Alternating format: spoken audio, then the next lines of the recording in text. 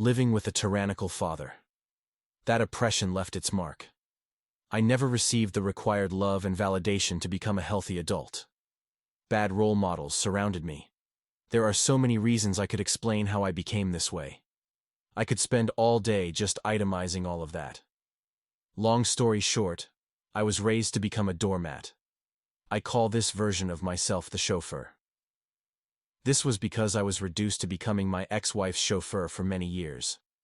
I had to become very used to a certain kind of oppression to feel at home in it for so many years.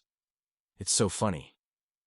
After I broke up with her, my ex acted like she tried to salvage our relationship. That's certainly not what I saw. I saw a person with an addiction who felt threatened that someone was going to take away her favorite drug. Control. My ex could not function without a truly extreme amount of control over the people around her. There were reasons why I went along with it. Trying to peel back all of the layers to explain my dysfunctional relationship is complex. The whole dynamic was so absurd. And my ex-wife refused to respect my version of reality, so there wasn't much I could do about her. For my whole life, I have always had low self-esteem. I see it so much more clearly now. I was so comfortable playing the supporting role. I was so comfortable giving, and so uncomfortable receiving. Being the chauffeur was a massive insight that I gained in therapy. It truly changed the game. Once I saw it, I couldn't unsee it. I looked at my entire life through this chauffeur lens. There was chauffeuring in everything in my life. I took on a career as a freelance copywriter. It's taken me many years to feel deserving of a decent income. You're willing to work for peanuts and false promises when you believe you're nothing. My entire business model hinged on me playing a supporting role for other people's businesses. And in that dynamic, the client was like God.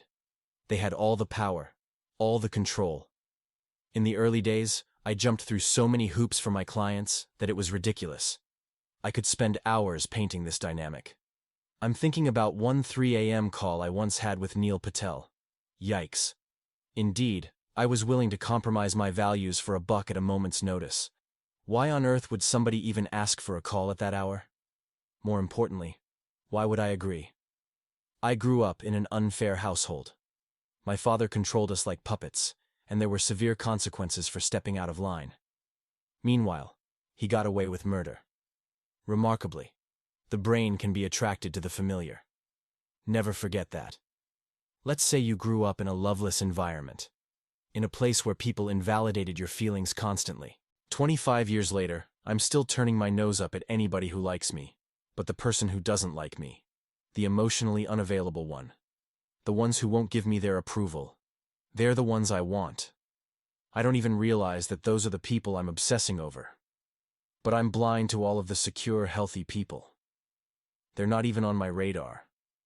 I think about the girl I dated most recently, and a new love interest I have. I wonder what kind of man I must be to attract these healthy, beautiful, successful women. That person is so far from the person I've been all my life. I have been repelled by people with those healthy traits all these years. It's wild. Sometimes I think, I can't believe I've pursued women's approval my whole life. Like, I told this girl I have a friends-first dating policy. And her eyes lit up. I'd never put up a boundary like that. Not ever?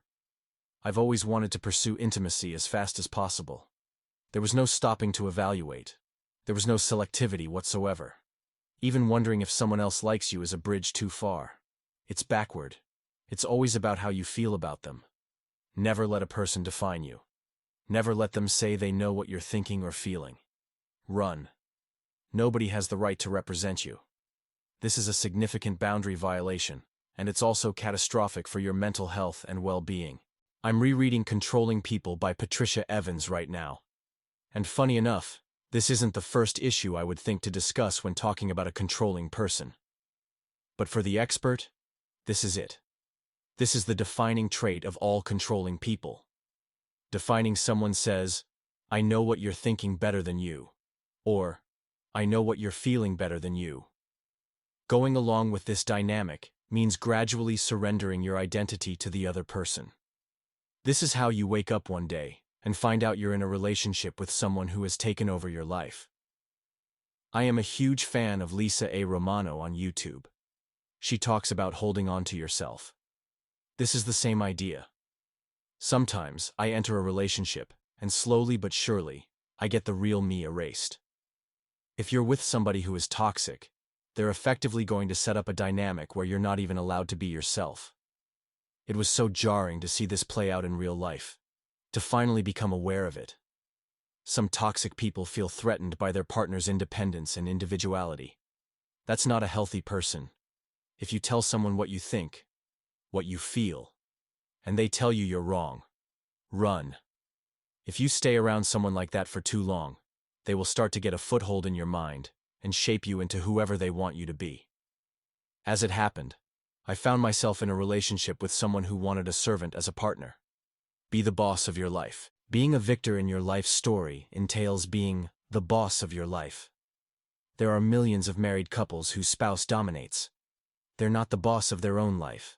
They defer to someone else. They live in a dynamic with an unspoken agreement that one person will be subservient to the other. You'll never get someone to admit this is real. But it's true. Humans are too irrational to see such a cruel quality in themselves. Even if true. We think we're so rational. We think we know why we do what we do and why we like who we like. You're fucking wrong. You don't know. The brain has a remarkable ability to spot familiar patterns. Say you fall in love with someone, and for the first year, everything seems great. But over time, you start to discover another side of them. They're mean, selfish, controlling, demeaning. You think about how much you don't like this side of them. You're mistaken. You do love that side of them. Because they probably remind you of one of your parents. Even if that parent was abusive, neglectful, cold, unstable, or violent. My friend Joanne jokes that I have a unique talent for attracting the crazies. It's true. But the good news is, every time you are aware that you're repeating the same pattern, every time you make a different choice, the pattern gets weaker. This is how you change and grow. Again, this is the kind of work most people will not do, period. People are far less willing to change their old ways than they realize. As a kid, I was young, innocent, and not stuck in my ways. I looked around at all the adults and saw this.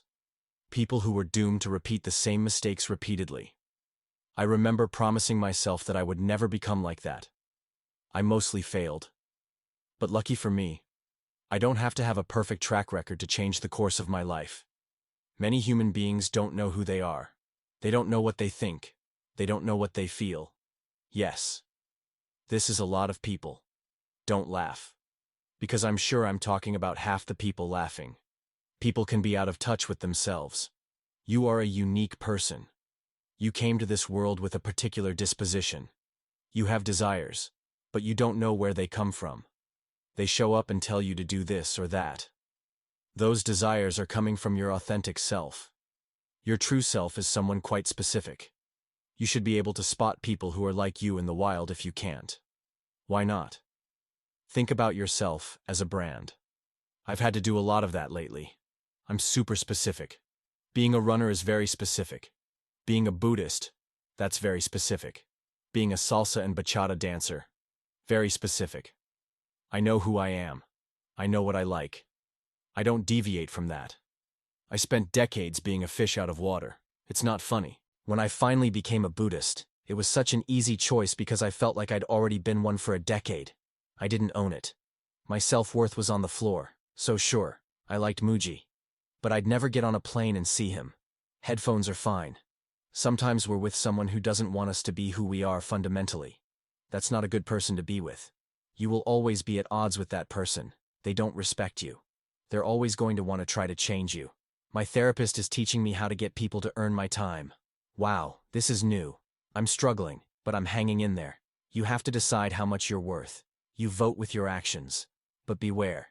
You already decided on your self-worth a long time ago. You usually can't just decide to start liking yourself spontaneously. Start believing in your value. If this is your issue, you've had it very long. I think about the old trees that have been alive for 1,000 years. There's a ring for every year. In real life, you are fixed into a particular belief system and operating in the world. For me, I was groomed to be a chauffeur. My parents certainly did not know this was what they were doing to me. But that's what happened. But knowing this, understanding this, accepting this, these are the building blocks of transformation. I detach from that old identity whenever I know I'm being the chauffeur. I'm learning to tolerate being treated like a chauffeur, less and less. Being the chauffeur now feels uncomfortable. I don't like it when someone treats me like a chauffeur. But I know I must remedy the situation lest I become the chauffeur forever. I had a relapse recently, and it was somewhat severe. I didn't think I could revert to my old self that much. I was starting to get worried that Mike Tyson went away. I was wrong, thank God. I vote in favor of one paradigm and against the other daily. Stop abandoning yourself. Put yourself first. Simply doing that will automatically shift how you see yourself. You don't have to try to think differently. Be brave. This process takes courage. It will require you to consistently do things that make you feel very uncomfortable. And, when you cast your vote in favor of being your higher self, you are going to go through withdrawals. Every time I set boundaries with the manipulators in my life, I became triggered. I realized that all the rewards I hoped to receive by being a chauffeur weren't being received. My body felt a sense of panic. Sometimes I will decide to do the healthy thing. I will know I made the right choice, but I may still feel guilty for doing it. I've learned that such a contradiction is a good thing. That means I'm breaking down the old system. I may struggle with one battle, but I'm winning the war. Until next time, Anton Dancer, writer, Buddhist. Permission to be Powerful is a reader-supported publication. To support my work, consider becoming a free or paid subscriber.